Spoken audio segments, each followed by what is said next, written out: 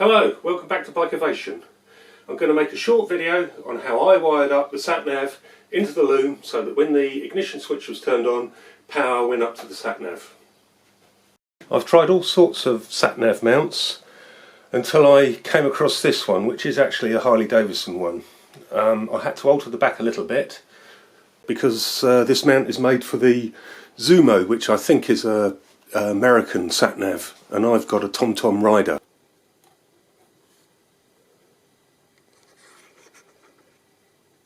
So when the sat-nav's attached, like so, and I turn the ignition on, the sat-nav comes on.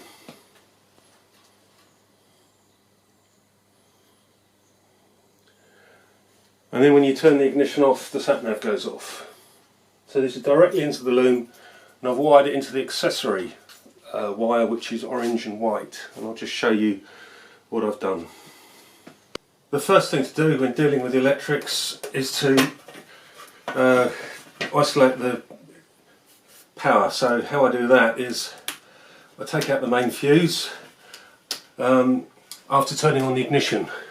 This disables the alarm, so the ignition's on, and then that's the main fuse out.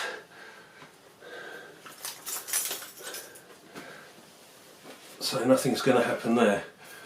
Next I'll take the seat off. With this sissy bar on, I've normally got a Mustang Solo seat on here. Right, and here's the Loom that I wired into.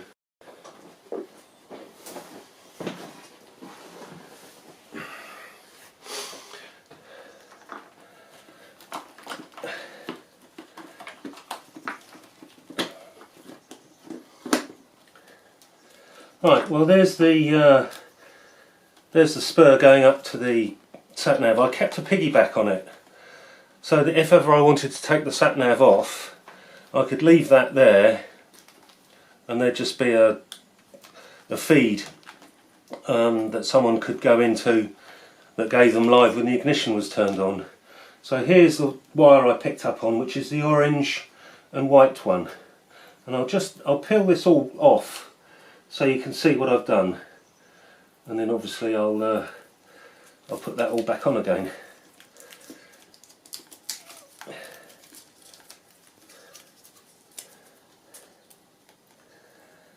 It's a bit tight.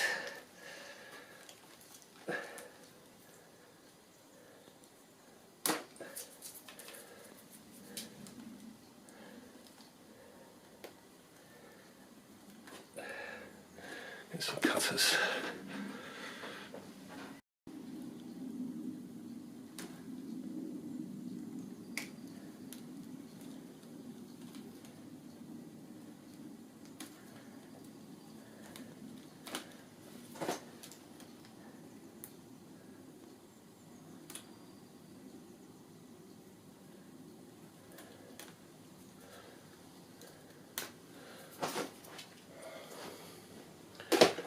And there's the join there. I'll show you how I do this because I don't actually cut the wire, I just strip the insulation back and then solder in a spur. I'm fortunate enough to have some fairly good electrical equipment, so this is what I do. So I'll strip that back like that.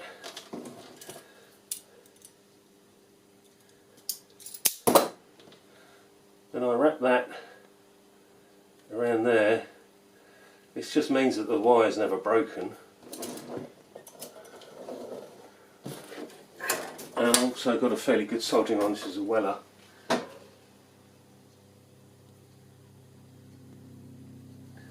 then just wire that up like that, solder that up like that. And that ends up to be quite a good joint. So there we have it. Now I've picked up on the accessory fuse, the accessory wiring,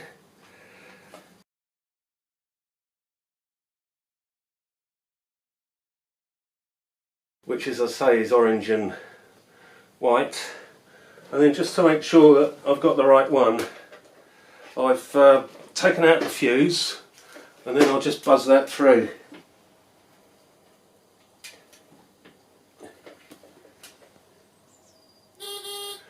There you go. And that's the other side. So the other side's just because the fuse is out. The other side's not really anything, which means it's not making a circuit the other way around. So that's in the correct one now. As I've said, this is how I've done it. I chose to do it like this. I could have picked up on the blue wire, which is the lighting wire, but I wanted to maybe put driving lights on, so I didn't want too much on the lights. This is the one that's the accessory one going up to the speedo and rev counter. So I'll just tidy that away and make sure that's safe, and then tuck it back in.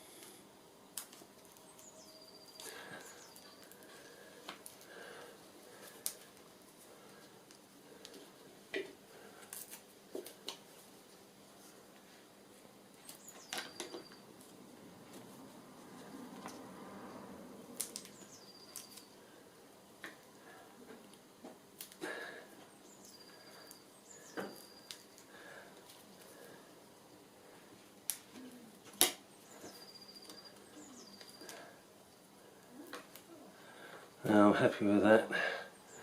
That's well insulated there.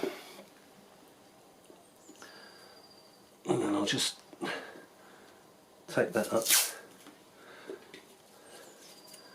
to the main loom so it doesn't wobble around.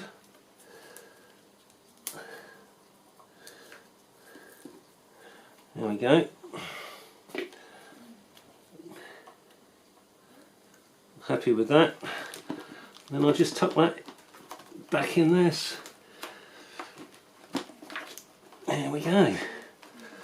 And that's how I wired in the sat nav. So I've got a little fuse spur here, so that oh, it's a 15 amp fuse on the circuit, on the fuse board. I don't know quite what that is. I expect it's 2 amp or something. Yeah, 2 amp. And that just kind of like protects everything. Just a precaution, really.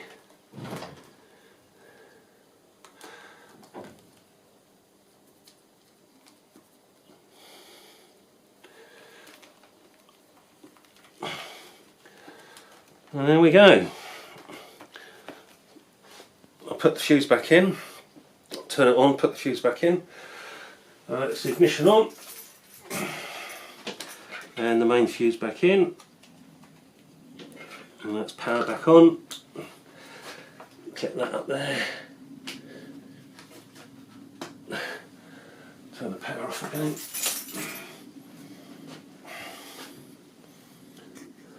Close this up and then put the seat back on.